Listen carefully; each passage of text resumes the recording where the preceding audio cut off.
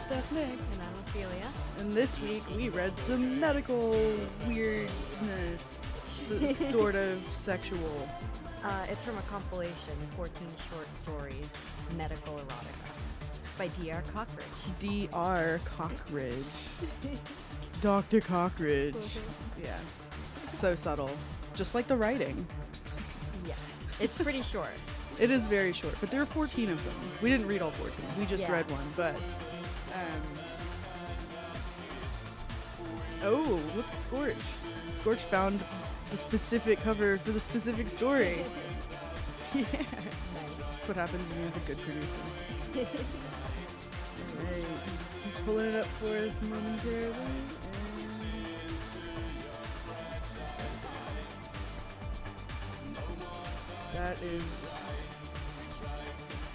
That has absolutely nothing to do with the story. But I find that that's pretty, like, common for romance. Yeah. Or the, coloration doesn't match up. Yeah. They don't really take that into consideration. I couldn't see that from here. What was on the cover? It was just, like, a really slender chick in a bra and panty over, like, a skyline. Almost, it looked like. Huh.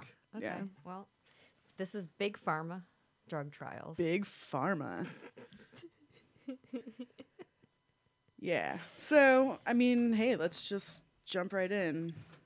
Do you know anything about D.R. Cockridge? No, I couldn't find anything. Did you Mm-mm. look? No, and Very reclusive, secretive author.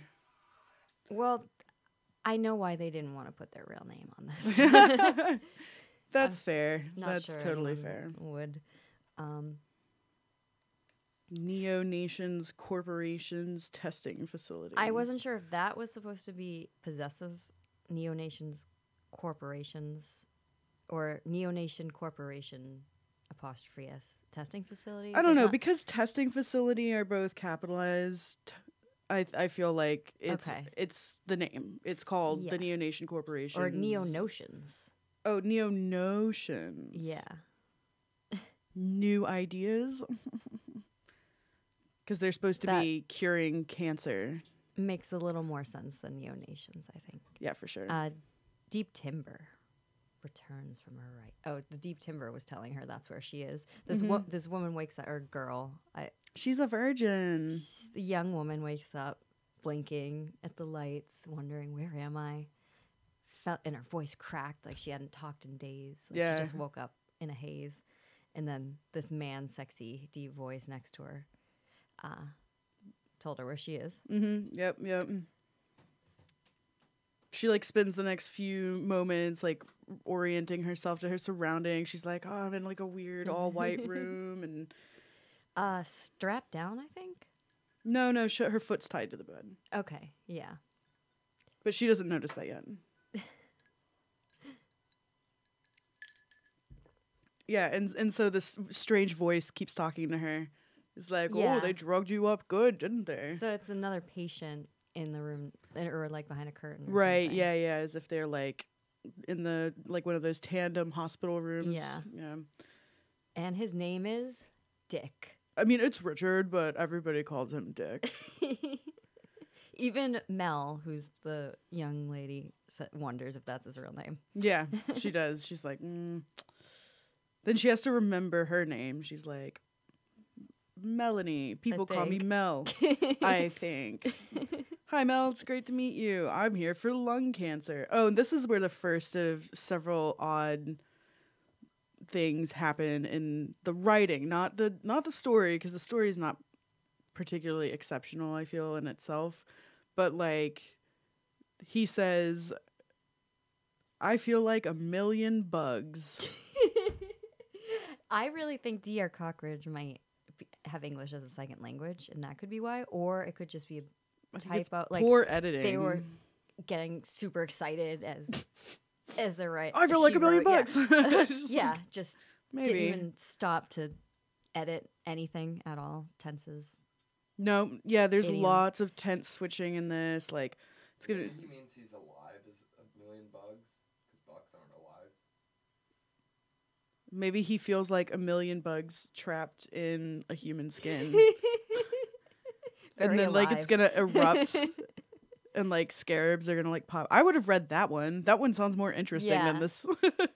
And his cancer's mostly gone, so he doesn't have a lot of. So he feels like a million bugs because bugs don't get cancer, so it's fine. He feels like a million of them. Turns out Mel has brain cancer. Yes, and that's why she's there. Yeah, and she's very resigned. She's like, "Yep, I'm gonna die." That's And but Dick's like, "This is gonna be okay. Everything's gonna be honky dory." Honky dory, not hunky dory, honky dory. And as in, like, they're all gonna pass out those little bicycle horns that go honk honk. Yeah, honky dory. And then her mind struggles to wrap around his words. Yeah. Clearly, you don't even have to edit your shit before Kendall will publish it. I don't think Kindle pays for someone to bother to read this stuff. No, well, I mean, it was free, so. Yeah. I wonder how much you could get away with on this, because clearly I don't know. We should write a bunch of short stories and just submit them in a collection and see. Yeah. Like if people read them. Why am I naked? 2 questions gallop through her head. Oh, why is my foot tied to the bed? Mm-hmm. And why am I naked? Yep. I feel like why is my foot tied to the bed should have been the first question, and then followed by why am I naked? But she was more concerned about being naked. She's like, why am I naked? Oh yeah, and my foot is tied to the like. I feel like personally, I'd be a little more concerned about being tied to a bed. Yeah. Personally. And then like Dick is just very blasé. You know, he's like, oh, they do that to all of the new people. Like, it's fine. Don't worry about it. And we don't need clothes here. They'd be a nuisance. Yeah. You know, they like to contain them to figure out how the drugs affect them. Besides the raging sexual appetite, of course. And then they're having like this conversation. He's Captain Exposition, basically. He's like, this is why you're here, and like this is what we do, and like blah blah blah blah blah. And then she like she's like, well, I don't know. That's a sucky trade. And then he's like, oh, you said suck. Yeah. He's like making these fucking immature jokes, and she's like, what? Like, so what? And then he, like, is giggling and shit. Yeah, and also, he's explaining everything to her instead of a nurse or doctor. Oh, but he tells her, like, to be quiet until... Because there are 2 nurses, and one of them's a bitch. Nurse Eve and Nurse July. And Nurse Eve is the bitchy one. I wasn't sure if she's trying to do Julie and spell it July, or if her name is Nurse July. I don't know. So, yeah, she's like... There's this whole part, she's like, sexual appetite. She shivers at the words. She doesn't know anything about sex. After all, she is still a virgin. Mel sucks in a sharp breath. Ugh, man, it's just... I hate the switching back and forth between, like, the different views and tenses. It's like... You know, it'll be like from a third-person perspective, and then it'll suddenly be from a first-person perspective. Yeah, and then it's like past participle, and then it's like present progressive, and you're just like, what is fucking happening? Like, you can just pick something. Like, pick one writing style, please, and just, like, stick with it. And it's only, on mine, it's 9 pages. That's not a lot to go through and edit? Yeah, seriously. I mean, there's 14 stories, but they're all pretty short. So then the nurse comes in and she's like, hi, you must be pretty tired. We gave you a big dose. Your pulse is high. Don't worry. We'll take care of you. We'll have lunch up here. And then she leaves. And then... Oh, did we explain that they found the cure for cancer and it just causes the raging sexual appetite? What part does that come? That was right before the nurse shows up. Dick tells her, they've developed a cure for cancer. Any cancer, as far as I can tell. But one of the major side effects is a raging hunger for sex. How convenient. You and me are here for them to find out exactly how raging and if they can resolve or manage it by changing the drug dosage. So that's why she's getting medically tested with Dick. Yeah. Then when you say it like that, you're like, she's getting medically tested with Dick. And you're like, oh. Yeah. I get it now. That's the point. So they're seeing how raging the sexual appetite is. Which is not sketchy at all. How is that legal? Oh, yeah, even she wonders how is that legal. She signed the paper. And then the nurse is like, oh, like, you need to get your strength up. We're sending lunch up for you. You need to get your strength up for this afternoon. She's like, what's this afternoon? And the nurse is like, oh, silly. Your first test, of course. Don't worry, you'll love it. Which I'd like to note, like, all of that, there's no punctuation except for periods. Like, there should be a comma between O and silly should not be capitalized. There should be a comma after test and before of course, and there should be a comma between don't worry and you'll love it. Just like, we don't believe in separating our clauses at all. Like, let's just blow through. Well, she clearly doesn't believe in grammar at all. I just find it distracting. I'm just like, like. So then a man dressed in black scrubs comes in and hands her like her lunch. Yeah, steak, roast carrots, and potatoes. Yeah. That sounds great. That sounds amazing. Not hospital food. No. Well, this is clearly government funded. Which government? It's debatable. Probably Russia. No, wait, the food's too good. Canada, maybe? Canada's not that...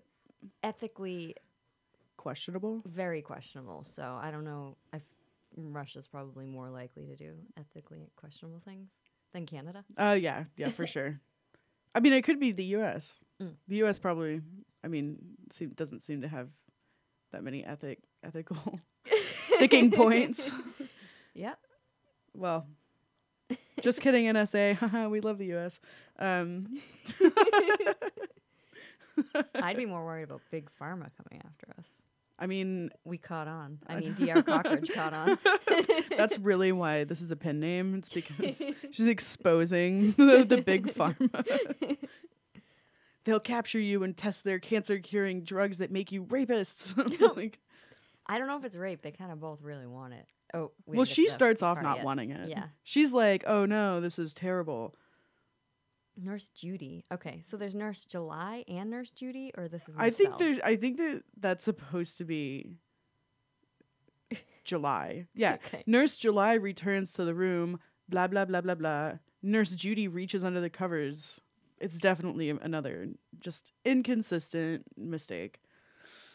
Oh, and July's hand brushes against Mel's leg, and her whole body starts trembling. Her skin is on fire. Mm-hmm. Then a whole bunch of run-ons with no commas at all. It's okay, hun. I've seen a lot of naked bodies. No big deal. Besides, you are pretty. You shouldn't be embarrassed. You must be working out. Like, what? What kind of nurse is this? She's like, you must be working out. She winks at her a little several before times. That. Yeah. I'm certain you'll be starving this evening. And then the nurse proceeds to shave Mel's pussy.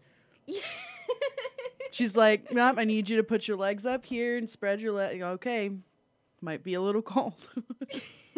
Or she doesn't tell her what she's doing. No, she doesn't. She just puts says, her in the stirrups like the gynecologist. And she says, "Yeah, a young body can take a lot of abuse without showing it." She answers kindly. Like, what? What does that mean? What is she even talking about? Oh my god. Yeah, so then every stroke of the nurse's razor over her skin carries heat and embarrassment through her. Okay. Good job. All done. You can get up and put on the gown over there. So then they go down a hallway into a room where several people masked and covered in white scrubs and coats wait around the room. July turns, a smile still plastered on her face. "Please drop your gown on the chair over there. Hop up on the bed. Don't worry, hun. Everybody here has seen lots of naked women before." Like, great. Is this supposed to make me feel better? Has DR Cockridge ever talked to a nurse or doctor before? That's just not. Well, I'm a nurse. Well, talk to DR Cockridge and tell him or her probably, it's not how you talk to patients. Yeah, but Mel is young, so she just does what they say. No windows. A slight humming coming from a blinking machine is the only noise in the room. Low light. It would feel almost sensual if it weren't for the rest of her surroundings. A hint of vanilla hits her nostrils. Startled, she looks around to find 3 lit candles in the corner. Like, what? That doesn't seem Just very 3 sterile. random They're like, candles. well, we thought we'd make it easier for you, so here's some scented candles. Sorry about being naked, but nobody really cares. They've all seen naked people before, honey. Don't worry. Please turn on your stomach. Tuck your legs under yourself. So she's like doing the downward dog yoga position, basically. Yeah, and they're doing a little inspection. Inspection. A quiver runs through her body when cold fingers, What? Where a are quiver you? runs through her body when cold fingers, separate her pussy lips and gently stroke over her clit. Oh, yeah. Oh, gross. Why is that comma there? I know. I can't. It's terrible. Mel can't help but sighs. The fingers glide further back and deftly slip inside her smooth, hot pussy. Okay.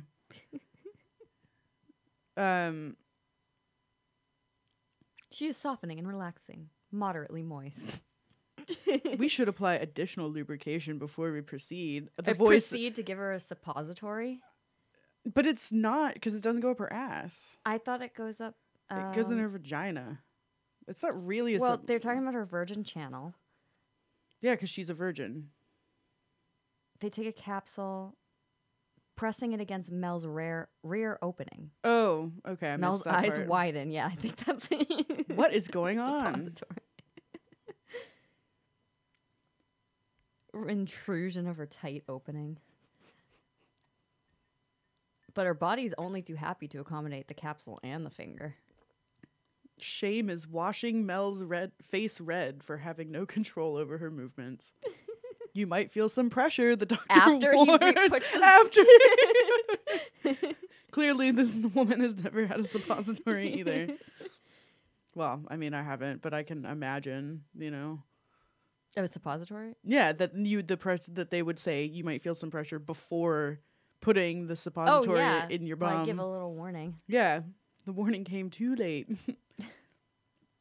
Very nice young lady. Oh my God. Mel steels herself for pain, or at the very least discomfort, but the feeling that comes over her is far from that, as a dildo attached to a firm base mounted to the table is pushed inside her. Okay. There's no, like... I mean, she says she's a virgin right at the beginning, but there's no, like... You know, usually when authors go out of the way to point out that the character is a virgin, there's usually some description of the hymen being pierced, or like blood, or like small sharp pain, or like whatever. But nope, this bitch is just like, yeah. Well, I'd say maybe she was athletic, but she specifically said she wasn't athletic. Right. Because you can break it You from can- doing sports. Yeah, or using tampons, Yeah. or so I hear.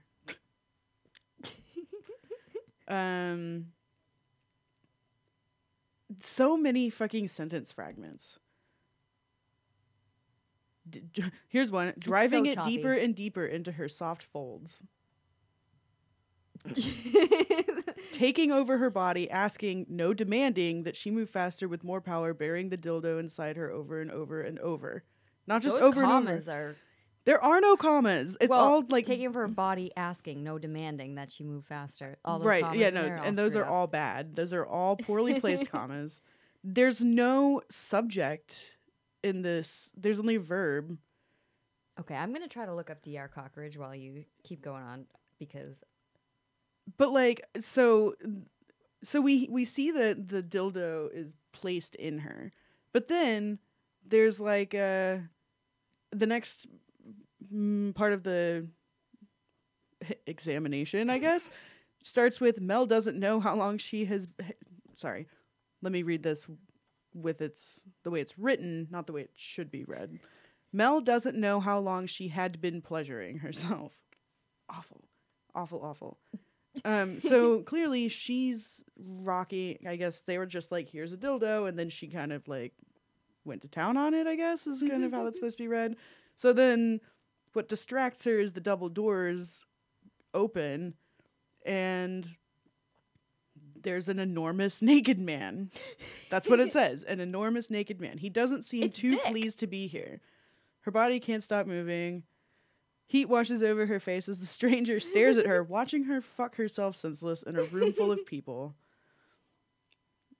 Then the dildo gets taken away, and she's like, oh no. Frantic, her pussy is gaping for the instrument, demanding to be filled again, is the exact sentence. Which I just, like, can't with this. Well, she has... It's the cancer treatment that's making her... Stupid? Well, not D.R. Carter. There's no excuse for that. But... No excuse. It's making Mel want... Yeah. No. I'm talking about the author. Oh, here. yeah. Like, this is just awful. She gets a glimpse of Dick's massive hard cock. Yep. And then he says, damn, what did they do to you, sweet cheeks? And shakes his head. When will they finally understand that it takes a real man, not a machine? To do what? Well, he said earlier, don't worry, sweetheart. I'll take care of you. Oh, good. Yeah. Let's see. Do you think she met him ahead of time when she was signing the paperwork before they gave her amnesia? Or did she not actually sign any paperwork? Who knows? She probably didn't sign any paperwork, and they were just like, you did. You totally signed the paperwork. And she's like, I did? Oh. Okay. So, okay. And, well, what's weird to me is that Dick, who's, like, supposedly another patient, like, suddenly takes control of the situation. Well, he was at the start. This is all a fabrication by Dick, who saw her in the hospital and was like, I have this idea. It's pretty great. Yeah, I she mean, she's actually dying of brain cancer anyway. Yeah, so what's the worst that could happen? Yeah. She dies in a couple of years. Whatever.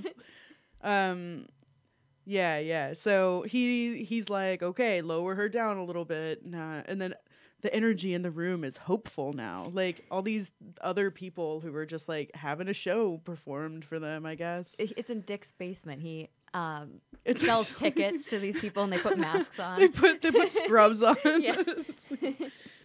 The tip of Dick's penis presses slightly against her ravaged folds. There's no apostrophe there. There should be oh my god. With one fast, powerful movement, he pushes inside her hot, swollen pussy. Swollen? Yeah.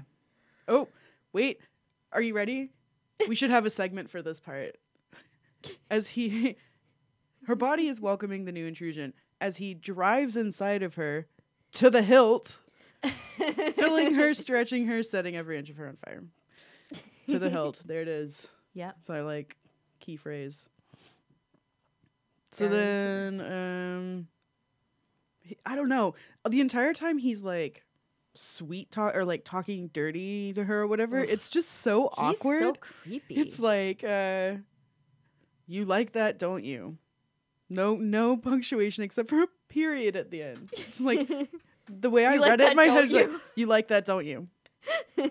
Like just deadpan. You'll like this even more. Like, oh, okay. So then he sticks his thumb up her butt. Up her butt? Wait, what part of it? Yes, he declares shifting his hand and pushing his thumb against her puckering opening. A little more force and his thumb glides in smoothly. I don't know. How is that just like... How does that... Scorch, how does that work? I'm sorry, describe it again. Oh, I guess he's fucking her from behind and then puts his thumb in her butt. Oh, okay. I might work carefully, but you do that so that you get a little grip. Grip on? I mean, I guess. Thumb in the ass, and then you're... But I mean, like, down here, yeah, okay, I guess I can see it. I don't know. I guess I'm just, like, thinking about goatsy, like, why would... I think he's just slipping it between... Her cheeks? Yeah. Her butt cheeks? He's not... That's what he's doing. He's just slipping... He's not spreading it open, right? Yeah. No, I know. He's just going right now. He's pressing the button. Pressing the button. Let's see. Sometimes the button gets pressed all the way in, and then it's not a... Never mind, go ahead. Okay. Let's see. So, yep, he's fucking her. You like that, don't you? You like this even more. Yeah. Oh, that's when he goes in the puckered open. Yep, okay, yep. all right. So then he comes. Well, she comes, and then he comes. And then, seated and satisfied, Mel collapses on the table in a pile. Her arm is sticking out at an awkward angle, and her pussy is dripping with her juices and his seed, making a sticky puddle beneath her. Mel is too exhausted to move or care what any of the other people in the room might think about her.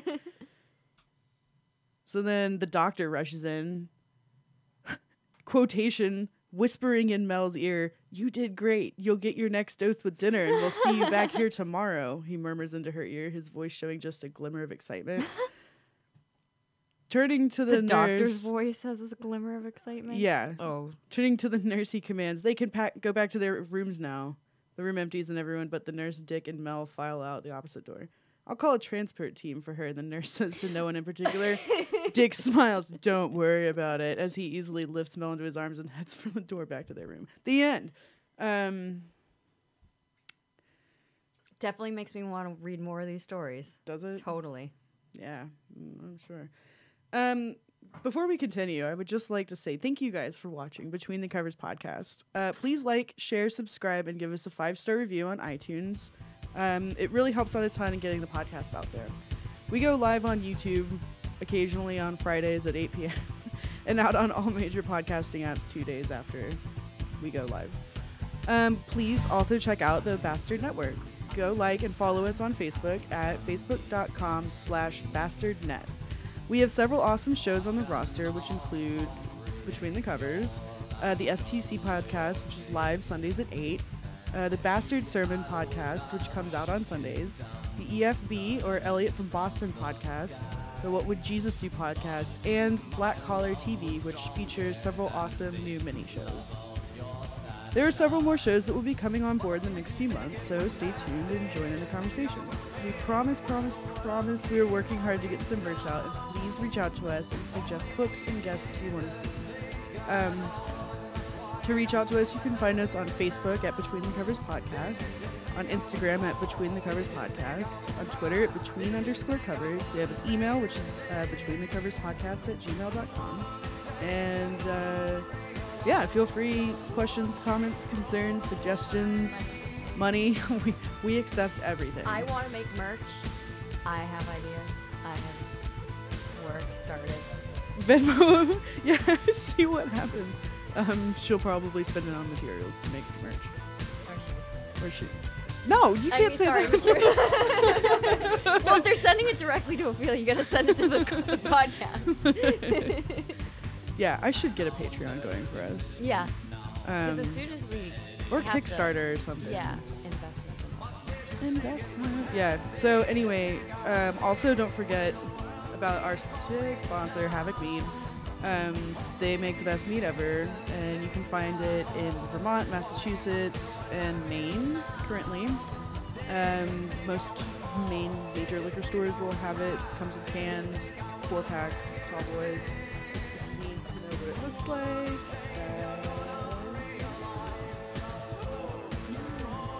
Yeah, they're great. Check them out. All right. Sorry, let's get back to the dissection of this horrid story. Dear Cockridge, these people, I don't understand why they become writers, why they do that when they can't even get grant. If you want to be a writer, wouldn't you prioritize learning how to write? Right. Yeah, like some of them are write poorly, but at least pay attention to the grammar. This person didn't bother editing. It's like no pride in their work. They bothered getting covers made for each individual short story, but not actually editing the story. Right. It screams lack of prioritization.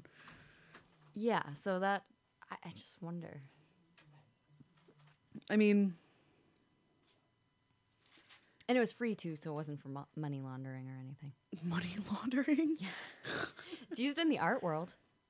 Really? Yeah, sell very expensive, very horrible pieces of artwork to launder it because, let's say $100,000 for a hideous contemporary abstract piece. And that's just money laundering because, I spent that $100,000 on this painting and not, for criminal activities. Oh, right. Like, wink, wink, I spent it on this painting. Yeah. Gotcha. But it's free, so that wasn't... So they can't even claim that. They're just like, oh. It's pretty inexcusable. Yeah, I don't know. I just like...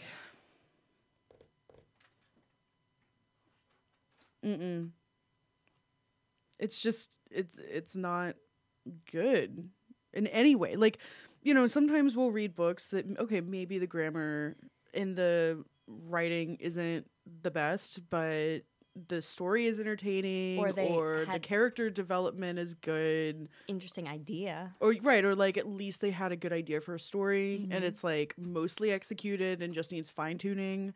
But like this, no background, no character development. Like it's a short story, so I understand that there's not that much time. You can only do so much, but you could do a little bit more. But you could do a little bit more. Like, I just wonder the brainstorming for this, where she's sitting there like... How long do you think it took her to write all 14 of these short stories?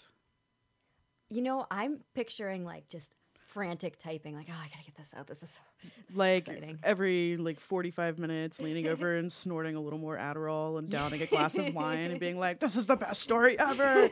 Yeah, that's kind of what I see too. But just coming up with it. Oh, I want to do one about pharmaceutical testing. Oh, they cure cancer. Oh, they cure cancer, but it just makes you really horny. The cure for cancer is lots of sex. The end. Even that would have been more interesting. I mean, maybe. Secrets at the doctor's office. Did you read? Ahead? No. I'm just reading. This book came out this year. Copyright 2019. It's only been 4 months. Damn. I didn't look at the different stories. I just... All right, here are the different stories, okay? Secrets at the doctor's office. The doctor's new assistant. Big Pharma, drug trials. Treated by the doctor. Forbidden. Captivated by the handsome doctor. Seduced. Charmed. The military doctor. Tested. Observed. Treatment. Couples education. Used by the nurse. Fitted by the doctor. Wait, is this about an amputee? What? Fitted by the doctor for like a prosthetic or something? Maybe. I had an amputee start following me on Instagram. A triple amputee. Oh, that chick? She seems really cool about it though. Arm and legs? Like what's missing? Yeah, one arm. Yeah. What happened? Born like that? Fell asleep in a car. Yeah, car accident. And, like hypothermia and lost like all 3 limbs. Oh, from hypothermia? Yeah. Chick's like 20. She's really cool about it though. Like wow. She was doing like ask questions thing, and one was like, you see her hook him, and someone was asking her about like smoking weed, and she's like, yeah, I don't really have joint rolling down yet, but just holding a joint with a little like fucking Metal Gear Solid hook arm. It was awesome. Was she somewhere Arctic when that happened, or? No, I think it was just snowing and like fell asleep in her car. Pulled like a Rorik out on the porch, but in a car. No, I think she fell asleep in the car and crashed, but wasn't found for like at least a day or something like that. Oh, so was knocked out probably. Yeah. Like that. I don't understand. Like, what do you mean fitted by the doctor? Did you read through it? I'm reading through it right now. Maybe D.R. Cockridge is a nurse, and she knows a lot about nursing, but doesn't know anything about writing. But it doesn't even seem like she knows a lot about nursing. What she's on break and only has like 5 minutes. So she's being rushed back. She has patients to take care of. And she's like, I gotta get these ideas down really quickly. Then hit send to Kindle, published it without even looking over it. I'm just trying to figure out what she's being fitted for. First, we're going to perform a stimulation test. For this, the nurse is going to affix the stimulators to the patient's nipples and clitoris. I know it's getting fitted into where. Yeah, sure, but I'm confused. First, we have to lubricate the clitoris and separated it from the surrounding tissue. He says as he strokes some more, making me want to wiggle my bottom with delight and shame. What? Then we're going to fasten the machine to the patient's organ. What? Now we insert a measuring tool. Insert a measuring tool. I don't understand what she's getting fitted for. An organ transplant? A clit transplant? I'm going to insert the speculum into the vagina. Nice, perfect. The hymen is still intact. What is it with this bitch and fucking virgins? Nurse, please make a note that the hymen it 100% intact. The men smile again as the nurse makes the entry to my record. Maybe a virgin wrote it. Maybe like a Now we're going to it. perform the cavity test. I'm going to recline the seat a little. I'm going to insert the tester into your vagina. You'll feel a little pressure. Now we're going to expand the balloon slowly. What? We have found if we add some additional stimulation, we receive a more accurate reading than on a comfortable patient. Nurse, please commence oral stimulation to the patient. That's not very sanitary. It's okay. She's using a dental dam. No.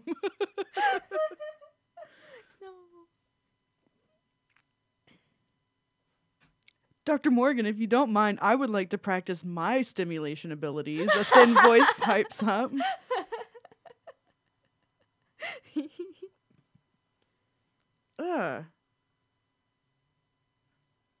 This is weird.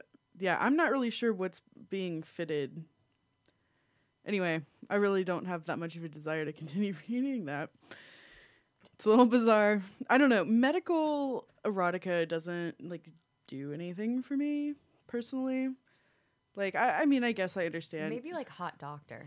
Hot Doctor. But not... Well, yeah, but then it's just because the doctor is attractive and not because you're like, ooh, stick your speculum in me. Or whatever.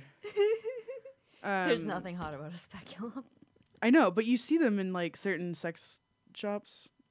A speculum? I've seen Dr. Play kits before in sex shops. Do you know? I haven't frequented them quite enough to notice. There was a great one in Boston. It was near the South End. It was called Eros Boutique, but I think it's been closed for a couple of years, which is a shame. But they had a very extensive collection of medical play items, and I would just always remember whenever I would go in, just looking at it and be like, I feel like this is a good genre to explore further with something a little better written, because it sounds like it could be interesting. Yeah, I would definitely. I mean, we might have to pay for a book. If we want some quality, we might need to actually spend some money. All right, get that. What, Patreon or? Yeah, Patreon, Kickstarter, something. Set up. Yeah. And we can pay for books. Yeah. We'll see. But do you want to read one of the paranormal ones for next week? Yeah. One of the collection? Mm-hmm.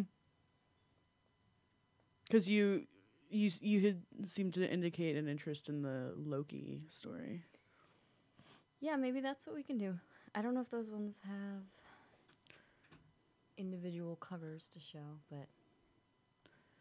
Yes. What was it, Wolves? Yeah, it's the Paranormal 13, a collection of 13 free books. This is Wolves. I Bring the Fire, Book 1, C. Gockel. So, let's go ahead and that's what we're reading next week, everybody. For whoever is interested.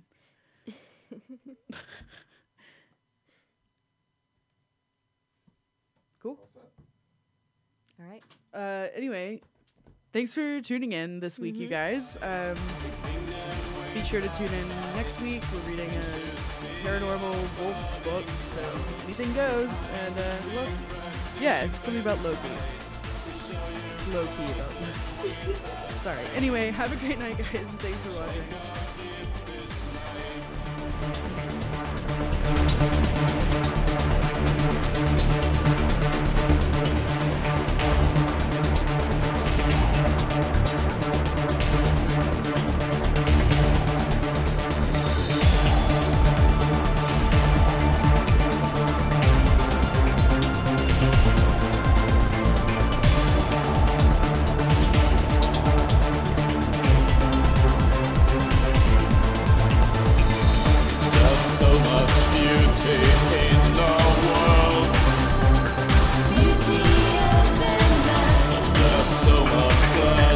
in the